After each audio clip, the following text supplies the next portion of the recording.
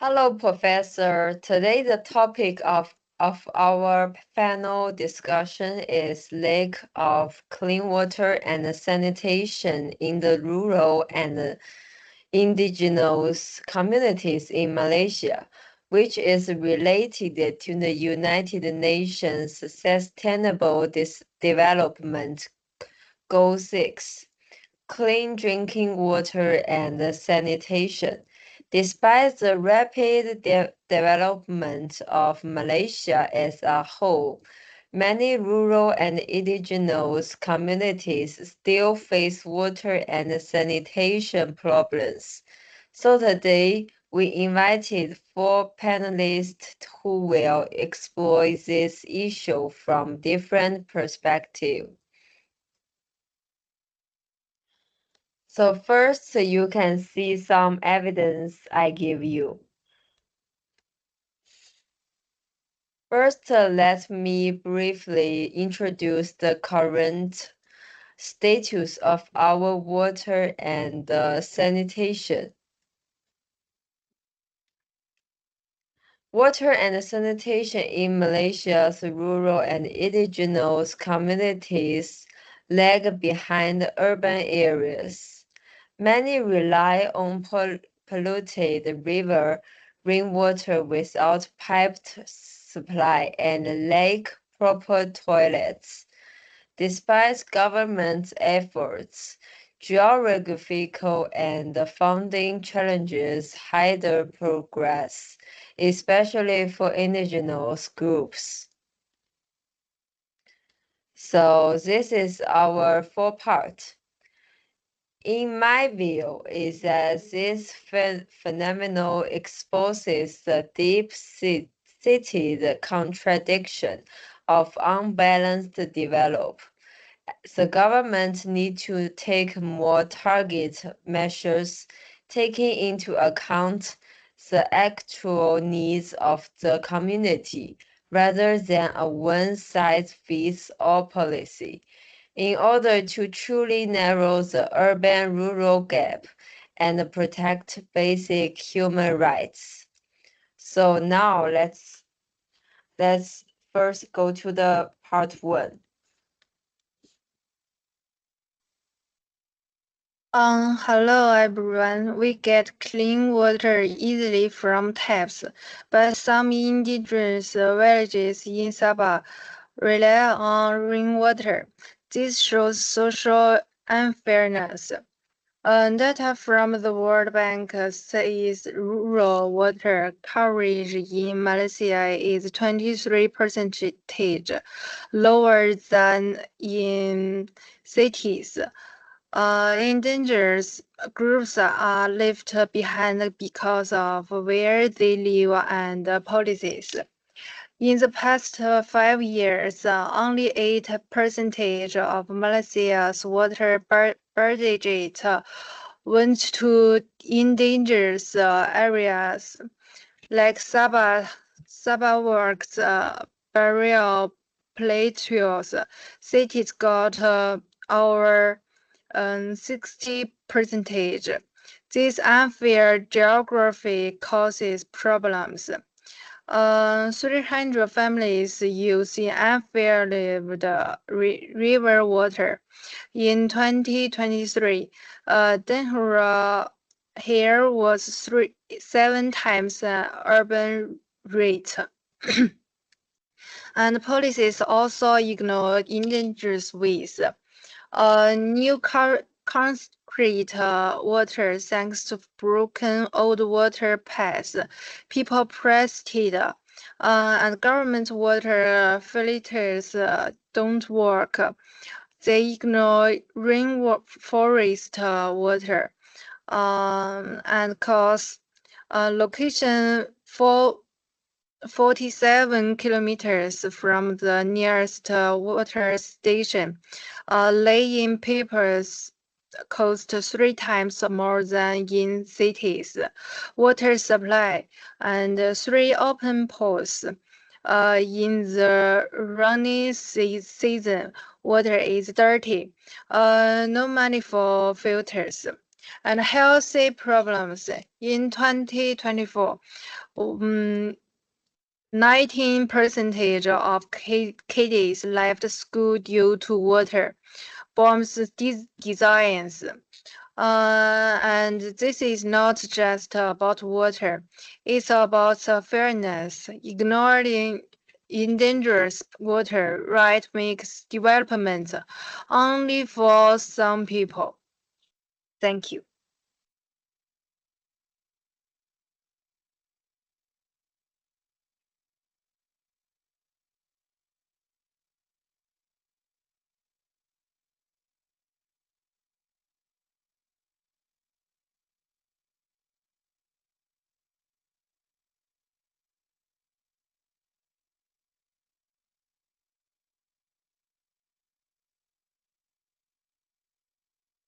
Hello, madam. My part is health and sanitation impacts.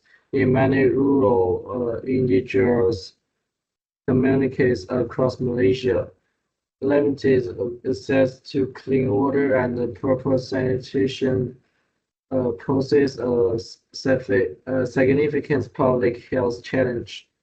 These conditions particularly affect groups such as children and the elderly, contributing to high boundary of waterborne disease and environmental health risks, increase the risks of waterborne diseases.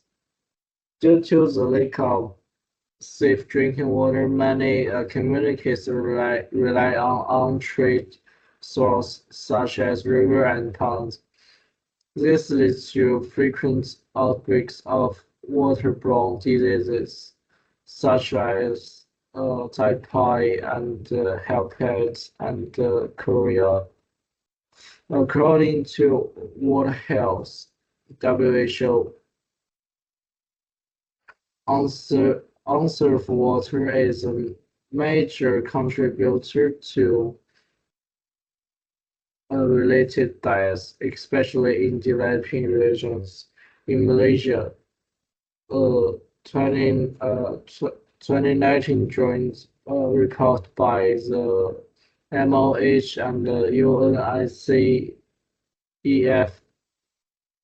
revealed that more than 40% of households in some foreign access communities lack access to clean drinking water. Children, due to weaker immune systems, are particularly and many suffer from the chronic diarrhea, which can lead to shattered goals and deaths. Last part is sanitation and environmental communication. Many rural and endangered settlements lack basics of toilet facilities, resulting in widespread open deficiency. This practice contaminates water source and spirits questions in environment. UNICEF Malaysia has noticed that areas without proper sanitation see significantly higher rates of diseases such as intestinal and worm infection. For instance, a 2021 study by University of Malaysia UM found that in a community in Pahang State, over 60% of households use waters for bathing and defecation and drinking. This leads to very high risk of infection rate of 45%, indicating source related health risks. Next part is long-term health effects on children and elderly exposed to contaminated water and unsafe environments can have lasting effects on children's cognitive and physical development. For the elder, it's increased susceptibility to infection and other health complications. In communities with limited healthcare access, these conditions are often underdiagnosed and untreated. Thank you.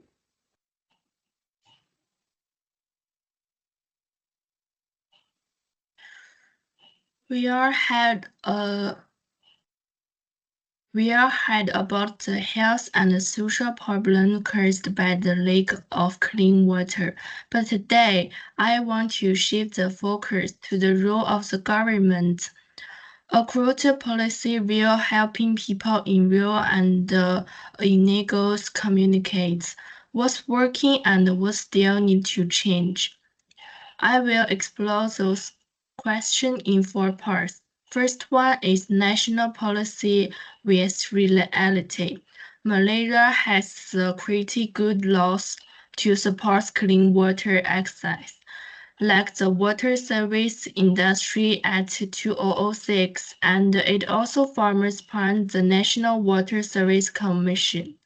The policy aimed to make sure all Malaysia get safe treated water, but in reality, many rural still don't benefit from those policies, especially in Sabah, Sarawak, and part of Kelantan. Access to clean water remains below 18%, while the national average over 92%. Some villages still depend on rainwater or polluted river because the paper water does not reach them. One main reason is that the policies were made of the urban or semi-urban area. They don't always work well in mountain area and island village or long deep in the forest. So even though the law says everyone in practice, some people are still left behind. The second is federal local coordination issue. The federal government sets policy and provides funding while local governments held the actual work, but the communication and follow through the work project deal and the funding doesn't reach village quickly.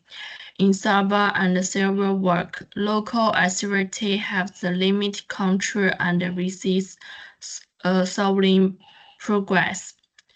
The third is a government-legal partnership. A brief sport has been government working with legals. For instance, UNICEF Malaysia helped the school-based wash projects World Vision build toilet and teach healthy in the roommate village. Those groups are flex and deeply rooted in the community. They often fill gaps and government missing. The last is recommendation to improve. The actual make change messages are improve local communities, involve village leaders in planning and motivate water projects, adapt solution to local needs, use Gabriel feed system or rain harvesting where geography demands it. Strengthen policy legal partnership, share skills, staff, and fund efficiency, both translating show water quality results and budget used clear so community trust the system. The last is Malaysia has made strong progress on water policy, but for rural in negotiates, communities there are still big gaps in the access support. By listening to local voice, improving condition, and working hand in hand with neighbors, we can take real step toward making SDG 6 real for all. That's all for my part. Thank you. Okay, now I'll be discussing how technology and community involvement can help solve clean water issues in rural and indigenous areas of Malaysia. In many remote villages, people still face limited access to clean water. The challenge is not the lack of technology, but the lack of affordable system and the absence of people who can maintain them. One short-term solution is using low-cost technologies like rainwater harvesting systems or biosand filters. These tools are practical and suitable for communities with limited infrastructure.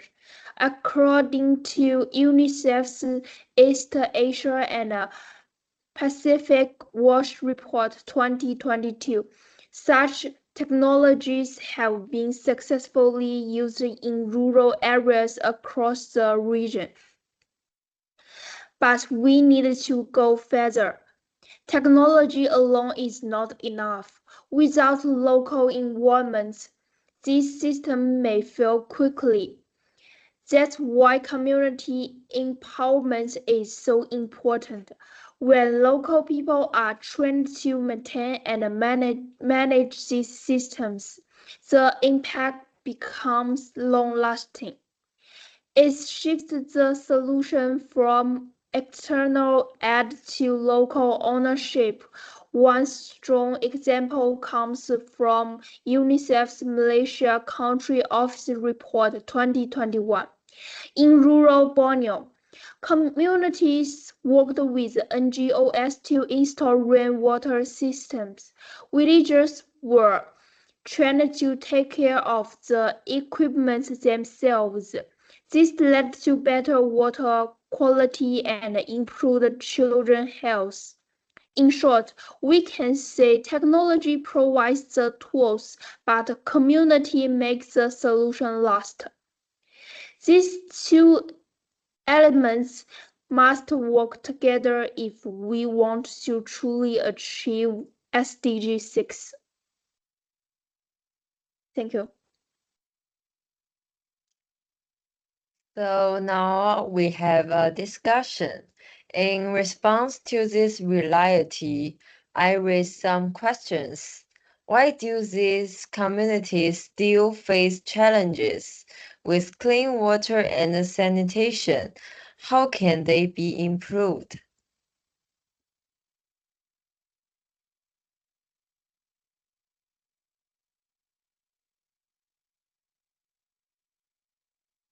The first, we can balance both by making sure development is fair and inclusive.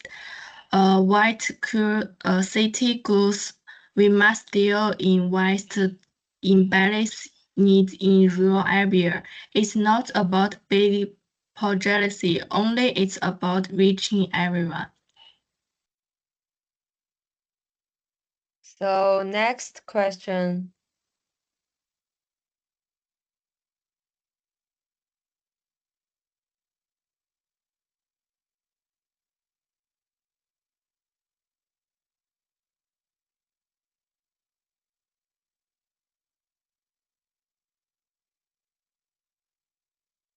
I think it depends on the situation of the Malaysia, the local situation, because of the international aid or local action more effective. This question shows that uh, the importance of these two actions.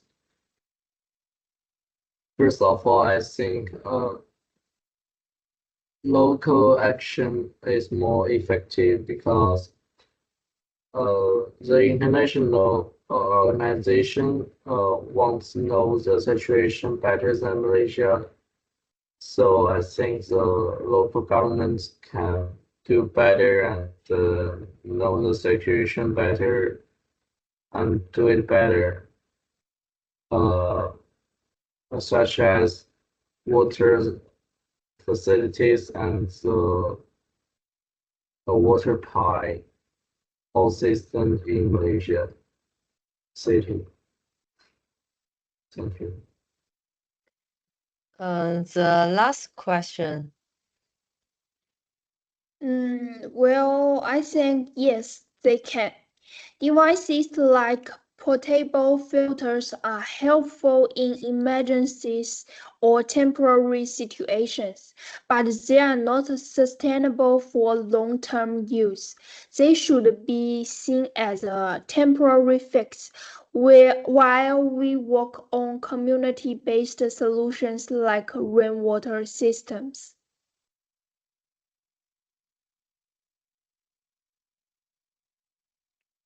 Okay, that's all our group's discussion. Thanks for listening.